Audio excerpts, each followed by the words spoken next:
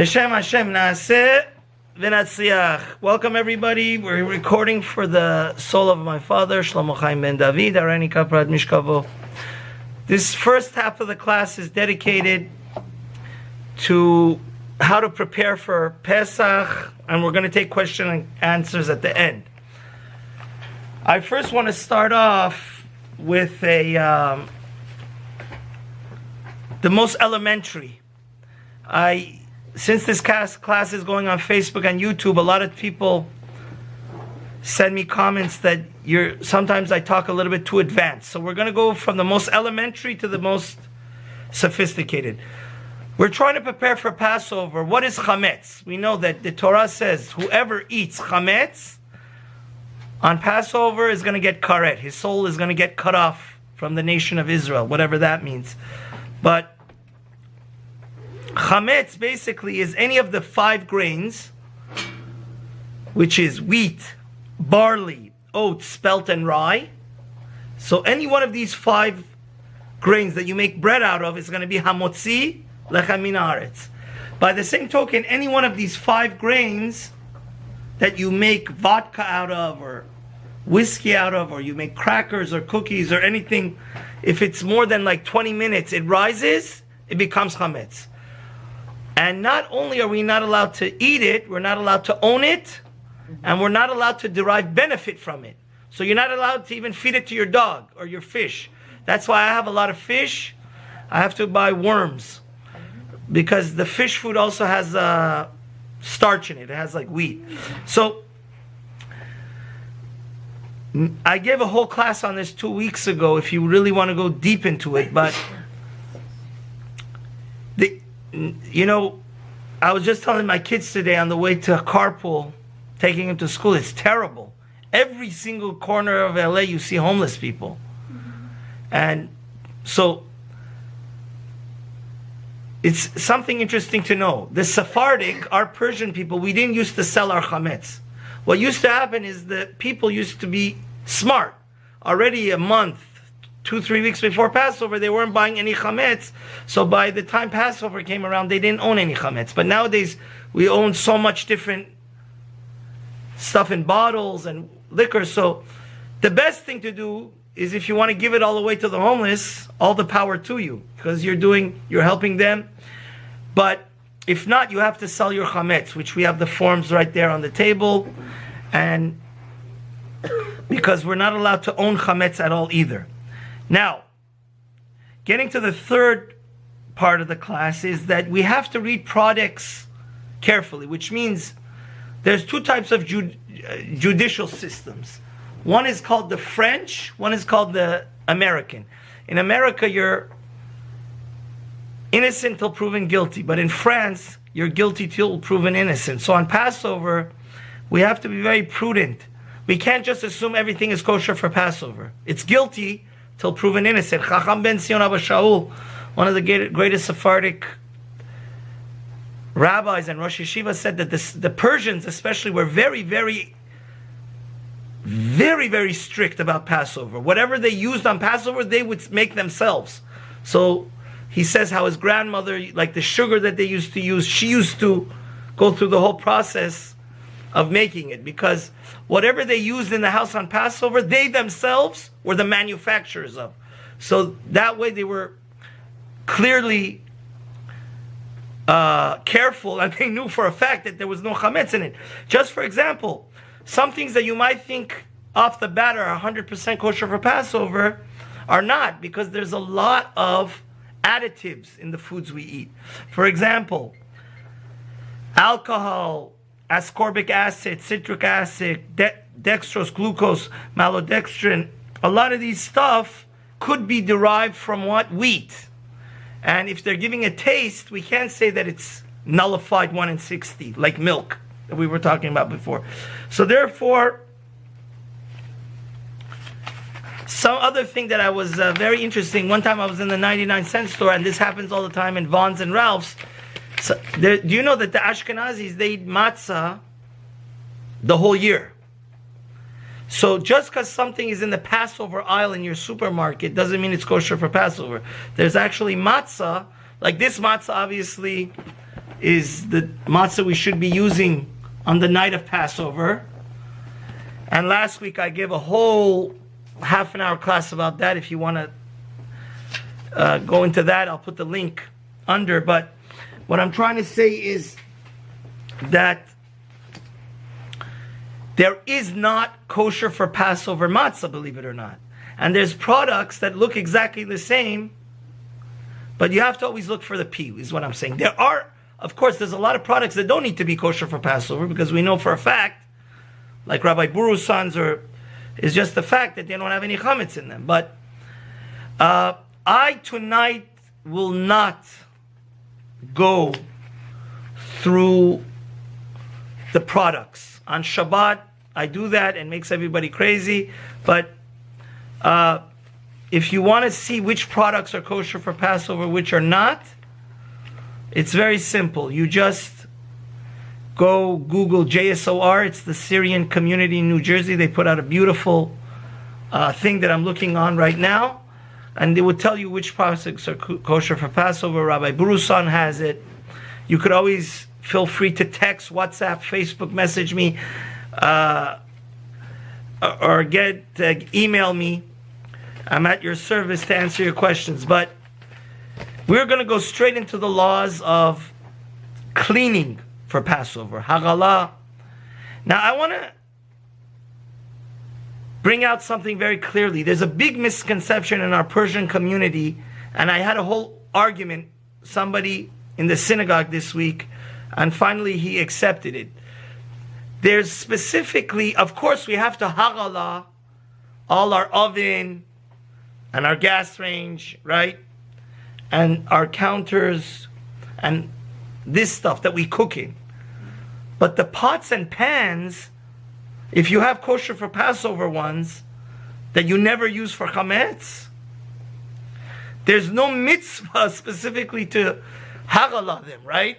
Because the day you bought them, you only use them for Passover, and you store them in a special cabinet and box, and you only bring it out for Passover. Some people think that since their grandparents or their parents always did hagalah, so they have to take even their kosher for Passover pots and spoons that were always strictly only used for Pesach and hagalah them also. No, that's a mistake. There is no specific reason at all to do that, and that's absolutely wrong. My wife, when she set up this class, she wanted me to clarify things like this. There is no specific mitzvah to do that, and actually it can be a little bit dangerous. You could get burnt, especially people that have small kids. Now, obviously, just to go in order, the most important place that we have to make sure is kosher for Passover is our kitchen. And that's what we're going to talk about. Why? Because whatever we cook there has to be kosher for Passover. Now, let's start with the ovens. The ovens is the most simple, because every single modern house, the ovens that I've seen have a self-cleaning mode, right? So you put easy off, you clean it with a very good cleaner, you inspect it to make sure that there's no grime or grease, even on the door, on all the four walls. You put on the easy off, and then you put it on self-cleaning. Self-cleaning gets so hot that if you look at the reader's manual of your oven, it says it's better not to, the fire department says it's better not to leave your house while the self-cleaning is on. If, God forbid, something, the electricity goes on. So if you don't have a self-cleaning oven, which I personally have not seen, so it's very simple. That's not a problem at all either. You just put it on the highest temperature for an hour. So that's the oven. The stovetop gets a little bit more tricky. Now this is something else also very important. I don't know why in Iran nobody knew about this, but I have good news for you. If you are buying new pots and pans, if you bought it from a non-Jew, unless it was made in Israel, you have to take it in the mikveh. You have to dip it in the water, not the same water a woman goes to mikveh. It's a different, It's a different dipping place. And the idea is, and this is, I just want to let you know, if you have any Orthodox family, it's very important to do this, because a lot of times people get offended. They say, why this guy doesn't eat at my house? My own sister, my own cousin, my own this, that. One of the reasons is because people are worried that they didn't, even though they know you're 100,000% kosher, they're worried that the thing wasn't taken to the mikveh. So, I do have a mikveh. Anybody's welcome to use it. I have 3 mikvahs, men, women, for dipping, and also a mikveh for pots and pans. Anybody that wants to use it is more than welcome. You could just text message me, and the door of the side of my house is open. Now, why is it, which utensils have to go to mikveh? This is also very important to know. Anything that's metallic that we eat from or cook in, or anything that's made out of glass. And the Talmud Yerushalmi says, and there's a blessing actually, and this is not from rabbinic law, it's from Torah law. Did you know that? That you have to put pots and pans and glassware and mikvahs from Torah law, and it's a bracha. You say, Asher Kedishanu b'misotav v'tzivanu al tevilat kelim. If you do a fork and a spoon. If you only do one pot, then you say al tevilat keli. So just to put people at ease, because another thing my wife wanted to say, going back to the first thing I was talking about, Hagalah, thank God for China and Amazon and modern technology. Today, life is much more easier than people did, and celebrating Passover is much more easier. Like I told you, Chacham Ben Sion said 80 years ago, they wouldn't eat any dairy, and anything that they used on Passover, they themselves used to have to go through the hassle of making.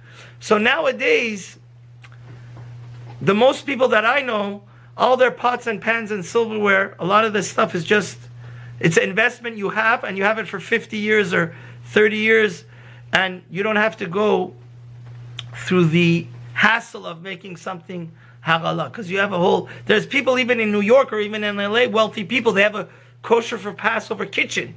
It's like a small kitchenette. I've seen it, because my Rosh Yeshiva had it.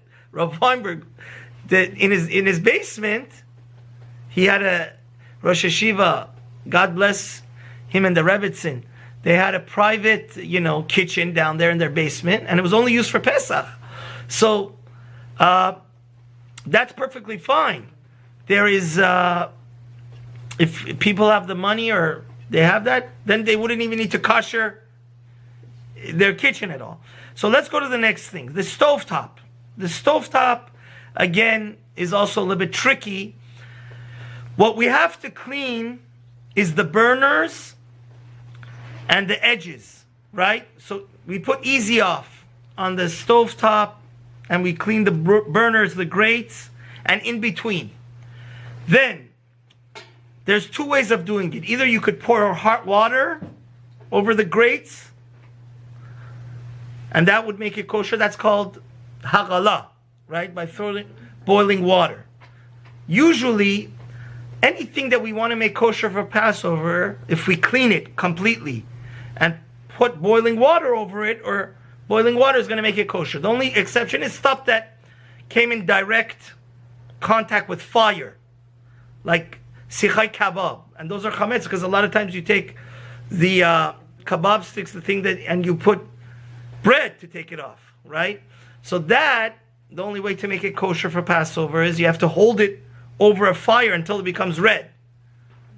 So, if you want to have kebab on Passover, sichai kebab, you're going to have to prepare it beforehand or go buy new ones, but everything else, usually, as long as we pour boiling water over it, it's going to make it kosher for Passover. And the same thing with the stovetop. Another way to do it is, you could clean it, cover it with aluminum, and put it on the highest,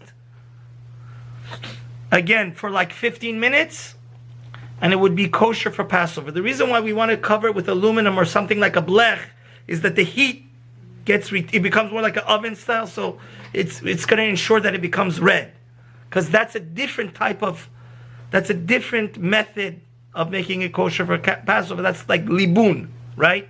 That's like the kebab sticks. That's like, we're considering that direct fire. So either you can pour hot water over it, obviously everything on the gas range or the electric range is off, right?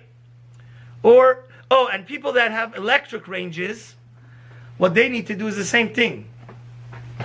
You should look at your manufacturer's guide, first of all. I don't want to get sued that your glass countertop, stovetop breaks, but usually you could either put hot water on it, or you could keep it on its highest thing again for 15 minutes, and that would make it kosher for Passover. Baruch Hashem, we're Sephardim, and a lot of people nowadays, all the food that they eat is microwaved. Microwaves are able to become kosher for Passover, and the way we do that is you clean it thoroughly, right? Especially you have to make sure, a lot of people when they clean their microwave, they don't clean the top of it or the door of it. So if you clean all the parts of it, put a cup of water in there for 5-10 minutes, the whole thing evaporates. The cup of water, and then you wipe that off, your microwave would be kosher for Passover. The sink again, it's very simple.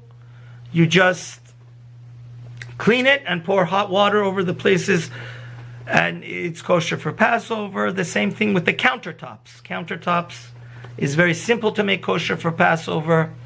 You could either cover them, if you don't want a hassle of boiling hot water over them, or in the cracks and crevices, you pour boiling water. Marble doesn't need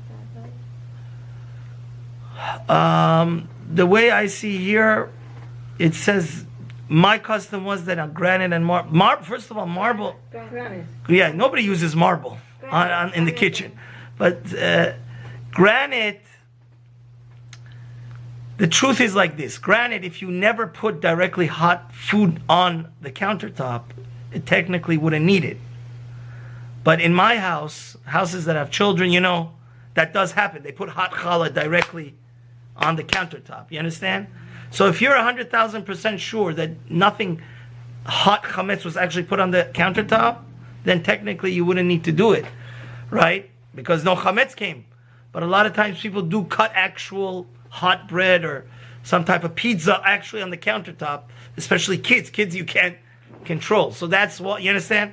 So if there is hot chametz put directly on the countertop, then you just clean it and put boiling water. Obviously, on a technical sense, people don't want their cabinets to get ruined.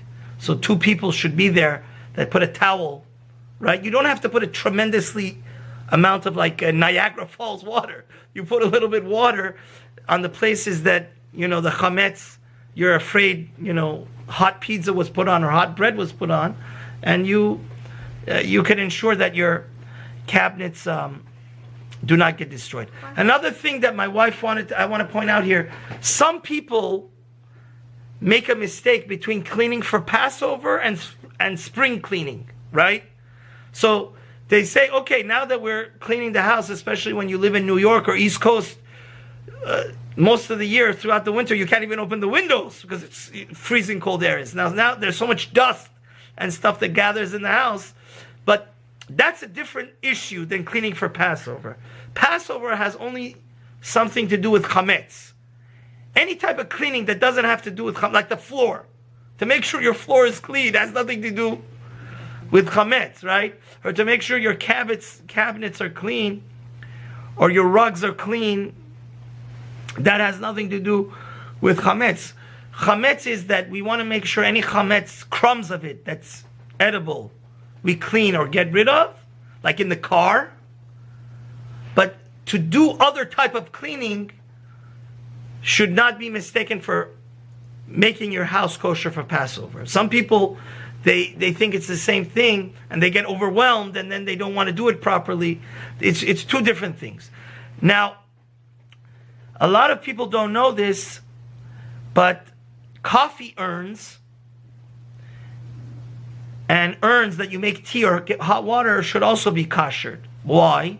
Because sometimes people I've seen this happen. I used to think it was a joke when Rabbi Aryeh said it in Baltimore many years ago, but now it says it in the Syrian handbook also. The thing is, sometimes bread or some type of chametz comes to the outside. Have you seen it has discoloration on the outside? On the outside, it has some grease on it because sometimes food falls. So you just clean the inside and outside, and automatically it boils. You throw a small rock, and it becomes kosher for Passover. It's not a big deal at all. I've done it for the synagogue many, many times. It takes less than 5-10 minutes. You just clean the inside and the outside, and you plug it in, which is automatically going to boil. And that's what you should do to your coffee maker and urn. Dishwashers also, Baruch Hashem, the Sephardic custom is to be lenient. All you have to do is clean it. Some people do have the custom to buy new racks, special for Passover, because sometimes the racks that are plastic, they crack, but that's not even necessary. All you need to do is clean it, all the 4 walls of it, and the outside wall that the door of it also you have to clean. And when you put it on an empty cycle with dishwashing liquid, that makes it kosher for Passover. Obviously, those people that have children, the high chair also has to be made kosher for Passover, because that for sure, kids put hot food on the tray itself, right? So going through the counter, so that's also very simple. You just clean it. You take the seat cover off to make sure there's no chametz under the seat cover. You boil hot water, and that makes it kosher for Passover. Something that a lot of people don't know, this is a difference, again, between Sfardim and Ashkenazim. Rav Ovadia Yosef holds the same way you could make glass kosher for Passover, because we hold glass cannot accept any chametz or pyrex. So the same thing is by rubber, by plastic. So you can hagala those also, according to the Sfardim. Yeah. All the plastic doesn't matter? Yeah, any plastic, as long as, to make it clear, according to us, wood, stone, metal, natural rubber, or plastic, all of these can be hagalan. You don't need to buy new ones. Okay, let's move right along. There's some things, obviously, we have to use our common sense, ladies and gentlemen. Well, ladies are here only. But it says there's certain things that we can make kosher for Passover, like a toaster oven, or the thing you toast your bagels in. It's impossible to get all the chametz out, right? Or things that mix bread in it, right?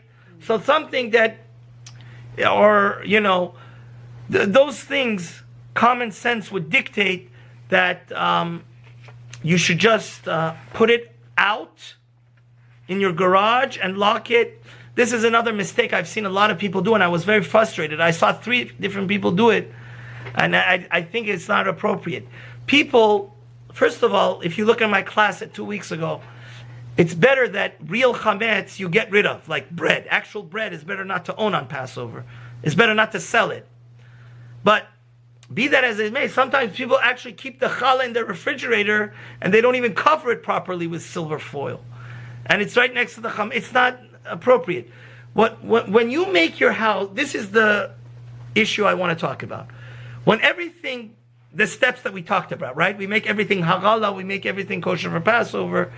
Then the next step is to make sure that everything that is not hagala, and all the spices and all the adviajat, right? All the things, we put it in the chametz and lock it in a closet, or put it right somewhere far, far away where we don't see it and we don't have interaction with it.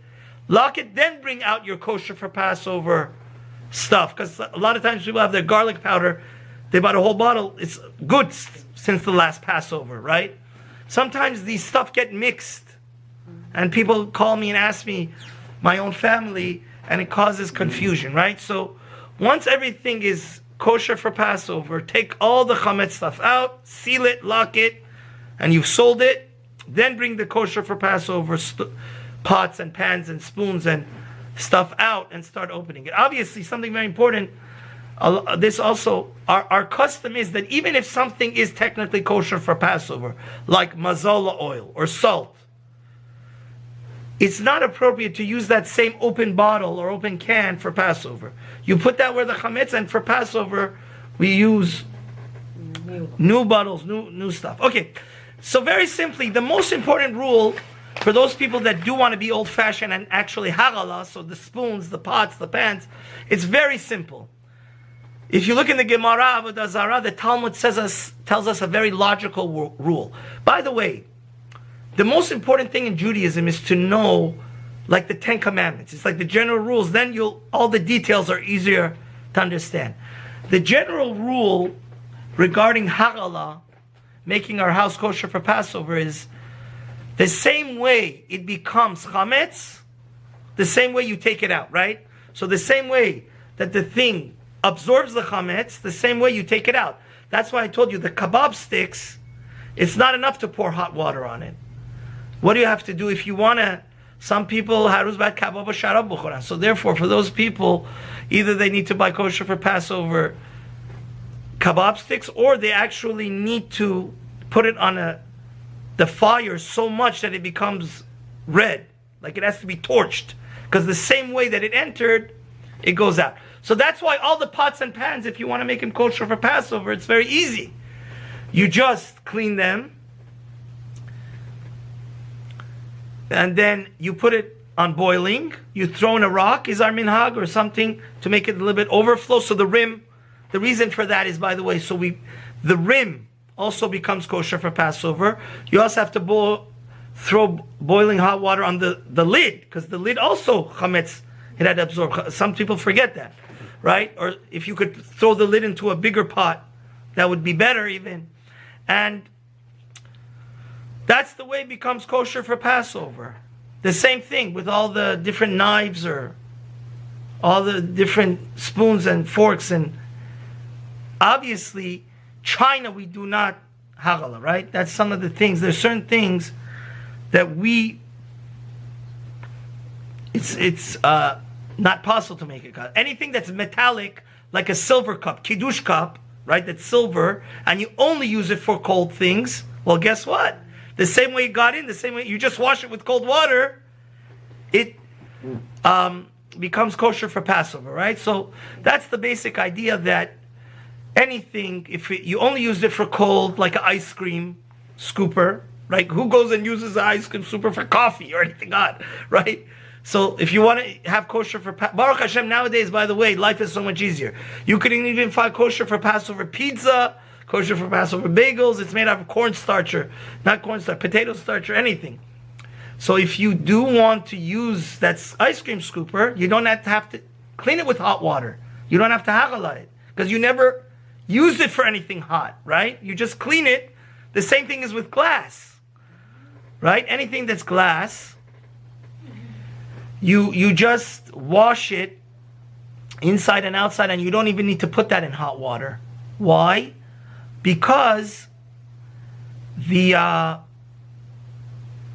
glass, according to the Shulchan Aruch, never absorbs. It's impossible for it to absorb. So therefore, by just cleaning it, makes it kosher for Passover. So the last thing I wanted to talk about at this part of the class, and then we're going to go to the second part, is that we also have to be careful about knives. Well, I was supposed to bring a knife from the kitchen there, but I'll demonstrate it to you this way.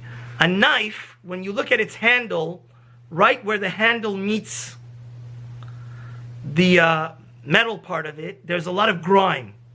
And it's very hard to get rid of that grime. That's why I recommend, like I said in the beginning of the class, especially knives, just buy kosher for Passover. 99-cent store sells 5 of them for $1. So, because it's hard to get that place where the grime is to clean it out. You have to take a toothpick, and your time is probably worth much more money than trying to do that. Okay, so we wish everybody a happy and healthy Passover, and let's not forget that the ultimate chametz is ego. The ultimate chametz is the bad character traits of thinking that we're God, we're everything, we're powerful. The ultimate thing that we have to get rid of and destroy, if we wanted to be able to accept God and bring God into our lives, is we have to realize we're nothing. We're like matzah. We're like fragile. Everything we have is from God. And when we do become humble like matzah, that way we let in all the blessings to our life. Amen.